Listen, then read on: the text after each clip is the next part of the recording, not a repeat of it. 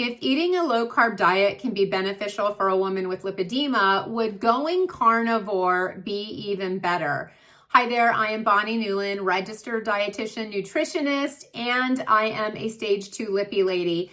I want to talk about the gray space in nutrition, and I'm going to address this from a vantage point of both understanding the science and looking at the evidence-based studies, and also thinking about it through the lens of being a woman with lipedema and knowing how much we struggle and how much we want our bodies to change and feel better, and trying to find a solution for both of those things.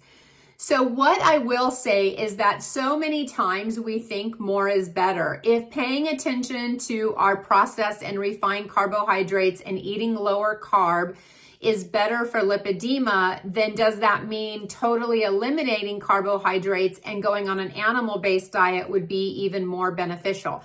The answer is, in the long term, we just don't know what carnivore is doing to the inside of our body long term.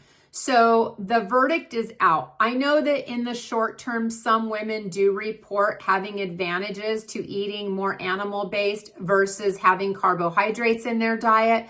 But the question really lies in what is happening below the surface, mainly in our microbiome, because we do have plenty of research that shows that when a diet is devoid of fiber, we experience alterations in our gut. We end up with gut dysbiosis or leaky gut.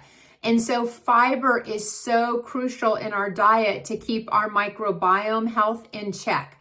The other thing that we know when we see animal-based diets is that a high intake of red meat leads to increased levels of TMAO, which is a metabolite that is produced from the breakdown of red meat. And higher TMAO can lead to more cardiac issues. It can actually lead to some vascular issues. And another thing that we see on animal-based diets is that there is a higher incidence of inflammation in the long term and higher oxidative stress. And maybe I shouldn't even say that these are on long-term animal-based diets. They're diets that don't have fiber over a long period of time, because there isn't any long-term research on carnivore diets. So it's just sort of one of those nutrition gray spaces that's a bit unknown. I can say that there is plenty of evidence out there showing that an increase in TMAO, which is one of the things that happens with an increase of red meat, can be linked to A-fib. I mention this because so many women with lipedema, I have seen in previous posts, have mentioned that they have A-fib. So that might be something that you want to research on your own if you're incorporating more animal-based proteins into your diet, especially red meat. So I think it's important to keep all of those things in mind when you are choosing a lifestyle for yourself. I think the other thing to keep in mind is, what are you willing to do for the long term? Because part of the joy of being on this beautiful earth is that we get to enjoy food as part of our life. And I don't know about you, but I don't plan on not having birthday cake or having a celebratory meal for the rest of my life. I'm not saying to do that all the time,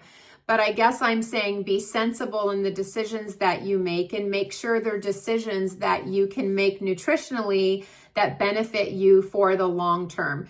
But at the end of the day, you are living in your body and know your body better than anyone else. So it is important to be a scientist and see what works for you. But keep in the back of your mind that more is not always better. And sometimes things that we do for short-term gains may be creating long-term distress underneath the surface.